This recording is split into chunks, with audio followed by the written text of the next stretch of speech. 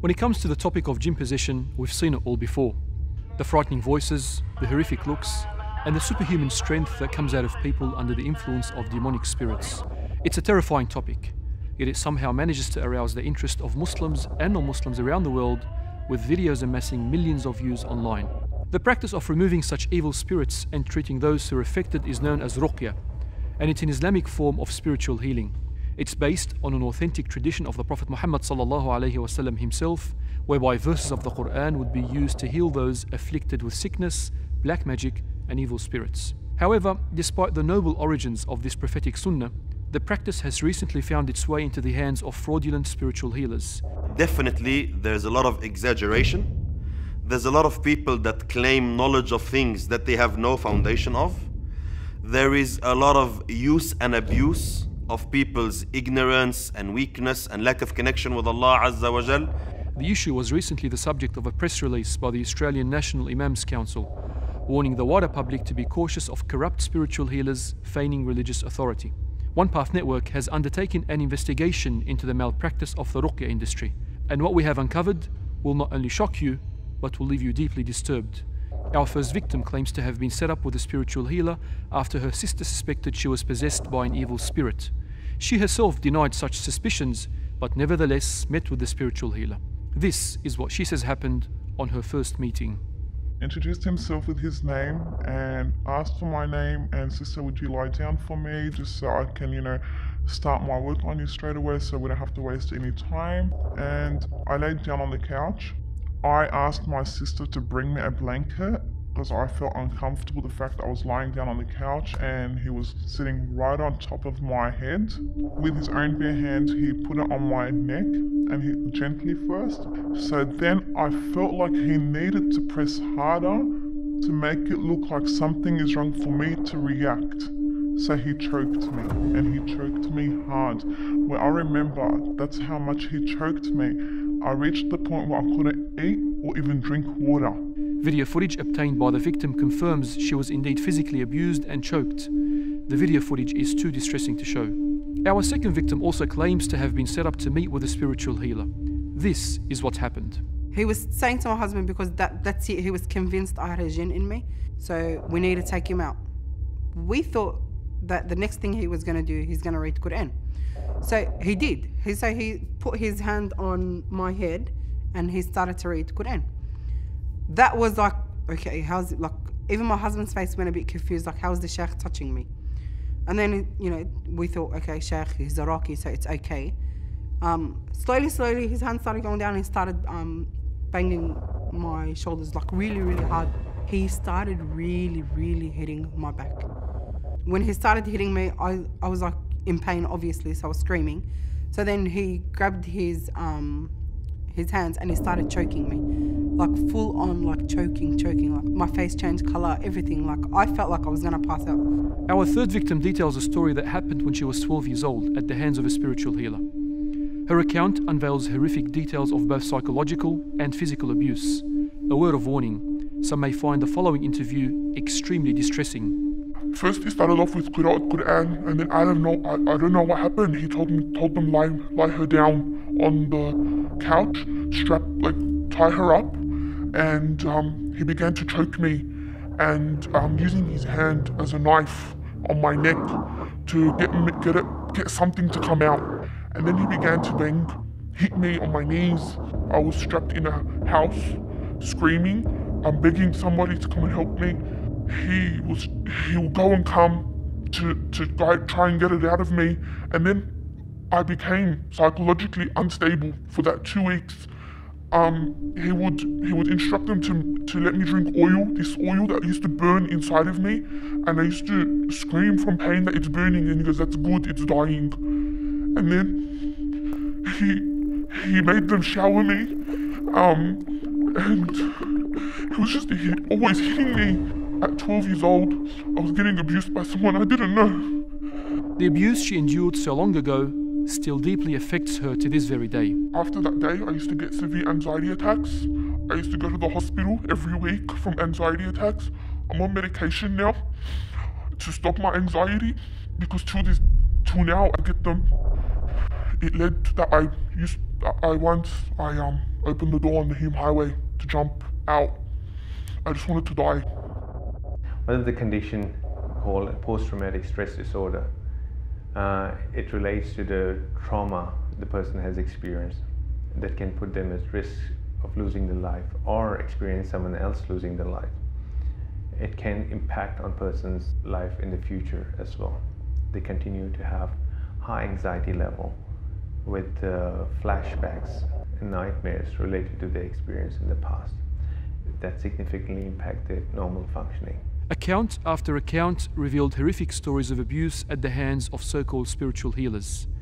However, throughout the course of our interviews, a common theme kept reoccurring, and that was the naivety of family members in placing their unconditional trust in spiritual healers. It was as though the appearance of the spiritual healer, who dressed in an Islamic garb and spoke a few words of Arabic, was enough to convince family members that he was a person of religious authority, despite his clear, grievous violations of Islamic law. Sheikh, what is the Islamic ruling on healing a patient during Ruqya treatment? أخي الجواب لا يجوز للراقي أن يضرب المريض. وفصل العلماء في هذه القضية. قالوا إن كان ضربا خفيفا كضرب الوالد لولده أو الأم لابنها، ضرب حب ومحبة ومواساة، هذا لا بأس فيه. أما الضرب الشديد المبرح بالعصي والسياط والوخز بالإبر فهذا ليس برقية، هذه أذية لمسلم، ولا يجوز للمسلمين أن يؤذي أخاه. بل كم من إنسان مات تحت الضرب ويضربه بحجة أن يخرج الشيطان، وما يدريك أن الشيطان فيه حتى تخرجه. بل إخراج الشيطان يكون بالقراءة، فوالله إن القرآن لأشد على الشياطين من الضرب بالعصي. ولو كان الضرب العصي نافعا لا فعله النبي صلى الله عليه وسلم ولا فعله أصحابه. أما هؤلاء فيضربون لأنهم إيمانهم على قدهم ورقيتهم ضعيفة، بيقول لك يلا أستعمل قوتي. وبعدين أخشى ما أخشاه أن يأتي على الناس زمان يظن أن الشيطان خرج بالضرب وليس بالرقية، فتضعف الرقية عند الناس ويعتمدون على الضرب، وهذه مفسدة كبيرة جدا جدا. Another malicious practice employed by these corrupt individuals was to convince family members that the victim was not in pain while they operated, and rather that it was the demon or the evil spirit that was suffering. This deceptive technique further manipulated family members and led to the victim feeling abandoned and helpless at the hands of their abusers. I wasn't aware of what's happening anymore because I would get so exhausted of him choking me where literally my jaw popped out of line, like out of place. And it's like, I'm not hurting her sister, I'm not hurting her, but it's the jinn inside of her. And then he would get honey and he would just like shove it all the way down my throat, and he's like, look, see, she's reacting because the shaitan doesn't like honey. No, if you shove that spoon in anyone's mouth the way you're shoving it in my mouth, anyone's gonna react in the same way. I used to beg him to stop. He wouldn't. He said it's not her. And I used to believe it wasn't me. But I know it was me because I used to feel it. And he said she's not meant to feel anything. But I did. I felt everything and nobody believed me. It made me doubt my own word. To make matters worse, in some instances, the spiritual healer would be in seclusion with a female patient without the presence of any mahram or male relative. This not only contravenes Islamic guidelines, but in this context also opens the door to potential sexual harassment. For a female to go to a male raqi, it's a method that's mentioned in fiqh, you know? It's not just an open ground like that. If there's a female raqi, a female sister that does this, then it becomes unlawful for you to go to a male, especially if he's gonna, unfortunately many of them, they maybe touch. I dare say hundreds of stories I personally faced of people that felt abused and used, but it's very, very embarrassing to reveal. Another common theme amongst all victims was the absence of any medical evaluation prior to spiritual treatment. There is no doubt within Islam that people are susceptible to being affected by evil spirits and black magic. However, by the same token, we do not deny the importance and necessity of first evaluating whether or not one has a valid medical condition that can explain one's sickness. A lot of people that work in this field, they don't even know how to actually differentiate between the different sicknesses. So if someone is mentally ill, he's actually mentally ill. The raqi does not know how to differentiate. So everything now became jinn, possession, to the extent that everyone around us now is claiming or actually considering maybe I am possessed.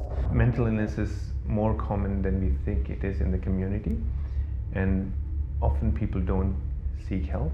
It's important to find out more about it, and if you think you're suffering from it and your functioning is being affected by it, it's important to seek help. The truth is, there is nothing new about what is happening today. For centuries, corrupt individuals have manipulated and abused religion to achieve their own corrupt personal agenda. It's an old business that is marketed upon the vulnerabilities of people. والله نصيحتي لهؤلاء مساكين، ماذا أقول لهم؟ ابتعدوا عن هؤلاء الدجالين الذين ليس لهم هم سوى جمع المال، وأبعدوا الآخرين عنهم. It's becoming ridiculous and it's getting out of hand, especially when we know that there is it's becoming lucrative, there's financial gain behind the Raqi doing whatever he is doing, and it comes in different formats, and some people ask for money directly and it's not cheap, and some people they say I don't take money, but then he sells you the water that he read Fatiha on 200 times, and he makes a gain or a profit from it. But he doesn't ask for money. He's like, you can donate as much as you want and whatever you want, but I'm paying for the honey and it's not cheap. I'm paying for this. Like, he's asking indirect, but then he tells you, I don't take money. I do it for wajh. I'm not stupid. You are asking for more than money. Roughly per session, we walked out, whatever we put in the donation box was a couple of $100. And every single time we would walk up with at least $360 worth of things. It was devastating to realize that what was once used to heal is now being used to harm. However, what matters today is that we raise enough awareness to bring such tainted practices to an end and revive the true prophetic sunnah of Ruqya that befits its noble purposes of achieving spiritual healing for those that are affected. يقول النبي صلى الله عليه وسلم إن الله لم ينزل داء إلا أنزل له دواء إلا الهرم، والجهل داء ودواؤه السؤال والعلم، كما قال النبي صلى الله عليه وسلم إنما شفاء العي السؤال. أفضل ما يمكن تقديمه للمجتمع هو تعليم الناس الرقية الشرعية، وهي سهلة ميسورة لا تحتاج لتعقيد. القرآن الكريم كلام الله كله شفاء ورحمة، كما قال تعالى وننزل من القرآن ما هو شفاء ورحمة للمؤمنين. اقرأ أي سورة أي آية بنية الشفاء يشفيك الله عاجلا أو آجلا. Muslims should never forget that the strength of Ruqya will always stem from the Quran itself and not from the one reciting it. In fact, by constantly surrounding ourselves with the Book of Allah and reciting the prophetic supplications against evil, we will ensure that we are sufficiently protected from the harms of any jinn or evil spirit. The strength is not in the Raqi. The strength is in the actual Ruqya. There's no difference between the Raqi reading Quran on you and you reading Quran for yourself, or your husband reading it for you, or your wife reading it for you, or your mother for her children. The Prophet ﷺ taught us, read Surah Al-Baqarah in your house, do the adhkar of the morning and the evening, things like Ayatul Kursi before you sleep. They are very, very effective. Healing will always come from Allah subhanahu wa ta'ala, and we shouldn't place too much reliance upon the spiritual healer to the point that they're able to take advantage of vulnerable members of the community. May Allah subhanahu wa ta'ala protect our community from all those who have brought harm, and may the sunnah of our beloved Messenger of Allah Muhammad sallallahu alayhi wa sallam be safeguarded and protected from all those who have abused it. Until next time, Assalamu alaikum wa rahmatullahi wa barakatuh.